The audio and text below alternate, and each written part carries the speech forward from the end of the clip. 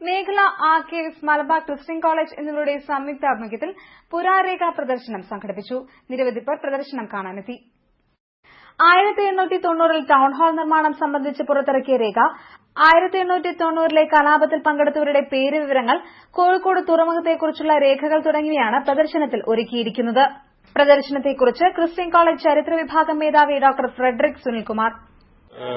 British ആധിപത്യത്തിൽ നിന്ന് മോചിതമാവുന്നവരെയുള്ള ചരിത്രവുമായി ബന്ധപ്പെട്ട രേഖകളാണ് ഇതിൽ പറയുന്നത്.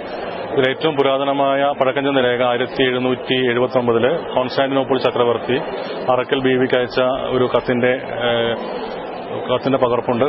കൂടാതെ പഴശ്ശി കലാപവുമായി ബന്ധപ്പെട്ട രേഖകൾ, പഴശ്ശി കലാപത്തിന്റെ ജനകീയതയെ സൂചിപ്പിക്കുന്ന മലബാറിലെ കലക്ടറുടെ റിപ്പോർട്ട്, 19ാം നൂറ്റാണ്ടിൽ ഏറനാട് വള്ളുവനാട് താലൂക്കുകളിലുണ്ടായ മാപ്പിള കലാപവുമായി ബന്ധപ്പെട്ട രേഖകൾ, പിന്നെ 1930-ലെ പയ്യന്നൂർ സത്യാഗ്രഹത്തിന്റെ FIR, അങ്ങനെ ചരിത്ര വിദ്യാർത്ഥികൾക്കും അല്ലാത്തവർക്കും ഒട്ടേറെ താല്പര്യമുണർത്തുന്നതും ഉപകാരപ്പെടുന്നതുമാണ്.